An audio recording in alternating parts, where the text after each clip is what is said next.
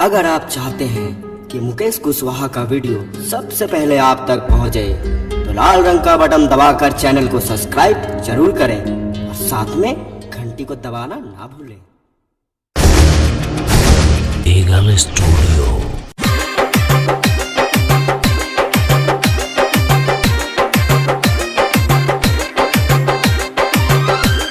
Music by eagles studio.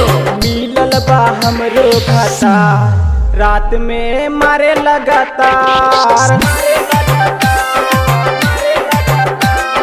मिलल बा हमरो भतार रात में मारे लगातार।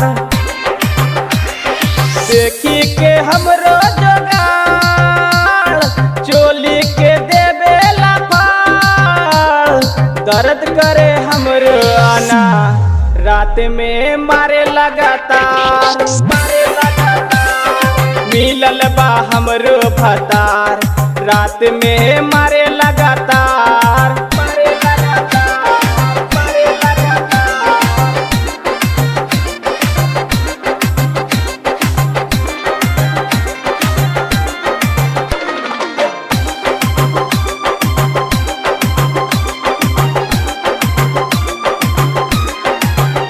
हमरा होठवा के लाली देखी कनवा के बाली।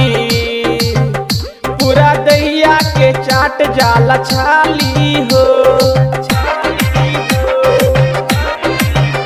हमरा देखी के खजनवा सनका देला मनवा। घायल कर देला हमर बदनवा हो। कर देला लहंगा के लाल रात में मारे लगातार। मिलल बा हमरो भतार रात में मारे लगातार।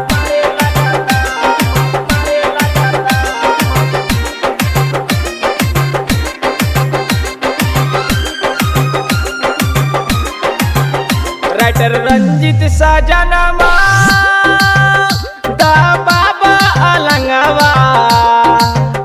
धीरे धीरे हिलाब पलंगवा हो।